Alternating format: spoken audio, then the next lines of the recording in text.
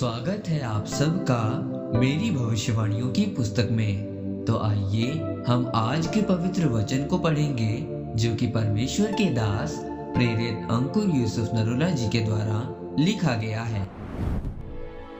अपने हालातों के ऊपर जीत को प्राप्त करना, जैसा कि जकरिया की पुस्तक अध्याय 4 उसकी 6 आयत में लिखा है, ना तो बल से और न शक्ति से परंतु मेरे आत्मा के द्वारा होगा।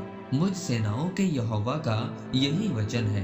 मेरे प्रियो, परमेश्वर के वचन में लिखा है कि ना तो बल से और ना शक्ति से परंतु परमेश्वर की आत्मा के द्वारा होगा, जिसका मतलब है कि आपकी लड़ाई आत्मिक है और आपको इस आत्मिक लड़ाई को लड़ना भी आत्मिक तरीके से ही पड़ेगा।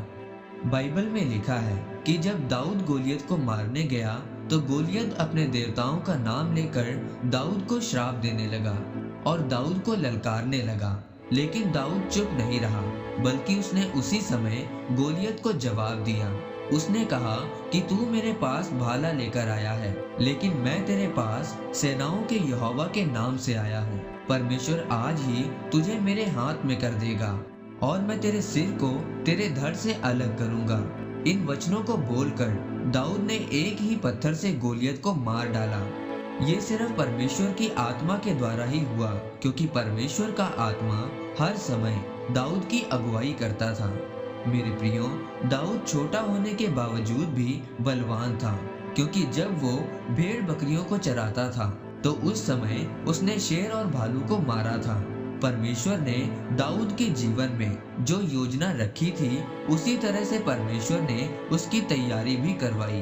पहले परमेश्वर ने दाऊद से शेर और भालू मरवाए और फिर एक दिन उसके द्वारा गोलियत को भी मरवाया। लेकिन ये इसलिए हुआ क्योंकि दाऊद अपनी परीक्षाओं के दिनों में परमेश्वर के साथ आत्मिक तरीके से चलता रहा। इसलिए परमेश्वर ने उसे गोलियत के सामने खड़ा किया और उसे बड़ी जीत दिलवाई और उसके हालातों को बदल दिया। मेरे प्रियो, जब भी लोग आपको मारना चाहते हैं तो वो आपको श्राप देते हैं, वो आपको बीमारियों का श्राप देते हैं, परेशानियों का, मौत का श्राप देते हैं। लेकिन अगर आप चुप रहेंगे तो शैतान हर बार आपके ऊपर हमला करेगा, और अगर आप शैतान का सामना करेंगे तो वो आपके सामने से भाग जाएगा और आप अपने जीवन में बड़ी जीत को पाएंगे और अपने हालातों को बदल कर रख देंगे। हो सकता है कि आपको अपने जीवन में दाऊद की तरह पहले शेर और भालू मारने पड़े ताकि आप मजबूत बन सके। अगर आप अपनी छोटी छोटी परेशानियों में हारेंगे नहीं तो एक दिन आप दाऊद की तरह राजा बनाए जाएंगे। इसीलिए आज से ही आप दाऊद की तरह परमेश्वर की हजूरी में चलना शुरू करें। परमेश्वर के साथ ज्यादा से ज्यादा समय बिताएं ताकि परमेश्वर आपको बड़ी जीत दिला सके और आपके हालातों को बदल सके। इस वचन के द्वारा परमेश्वर आपको आशीषित करे। आमीन।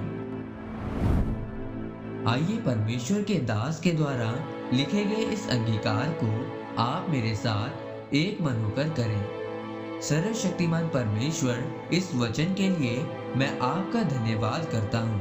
परमेश्वर, मैं अंगीकार करता हूँ कि आज से मैं आपकी हजूरी में चलूंगा और अपनी मुश्किल समय में भी आपकी योजना में बना रहूंगा, ताकि मैं भी दाऊद की तरह अपनी मुश्किलों पर जीत प्राप्त कर सकूं और अपने जीवन में आपके नाम की महिमा कर सकूं। प्रभु यीशु मसीह के नाम में आमीन। परमेश्वर आप सबको आज के वचन के ऊपर मनन करने के द्वारा आशीषित करे। आमीन।